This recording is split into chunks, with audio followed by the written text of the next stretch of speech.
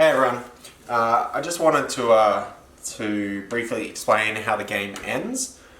So I mentioned in the previous video that the game ends essentially when there's no more animal cards. So I've just kind of sped up the game a bit and we've got 2 animal cards left and it's now my turn, conveniently. So lots of animal cards in the discard pile. So remembering that there are some animal cards, action cards, that can be played that will take some of these cards and add them back into the deck, or others that remove them faster. So I haven't actually figured this out for certain, but I believe I'm close to winning.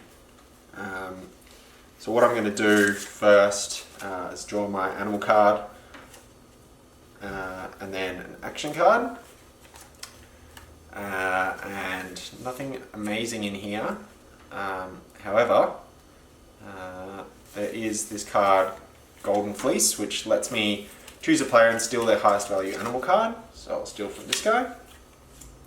And that would be the end of my turn. And then this player to my left would go. Now remembering, draws the animal card, plays it straight away. It's not a very good one.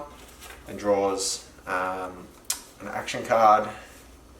And it's probably not going to win. But you never know.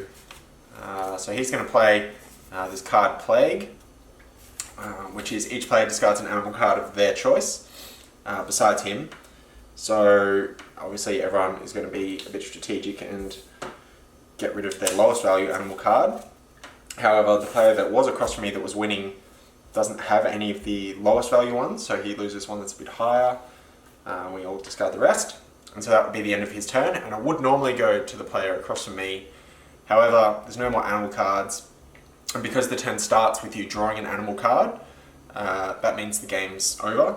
And so then we simply go through and tally up our points. So at the bottom of each animal card is the number of points that they're worth. And so I've got 500, 1,000, 15, 1,900, lots more. So essentially I win, conveniently, considering I'm not playing against anyone else, and that would be the end of the game. So that's essentially how Rustle works in a sort of 2-3 minute video, or 2 sets of videos. But I hope this gives you a good sense of how the game operates at its base level. It is still a game that's based on luck. You could start off with some really good action cards in your hand. And I didn't really go into the action cards that let you swap cards with other players or steal their cards from their hands and things like that, but they are in there.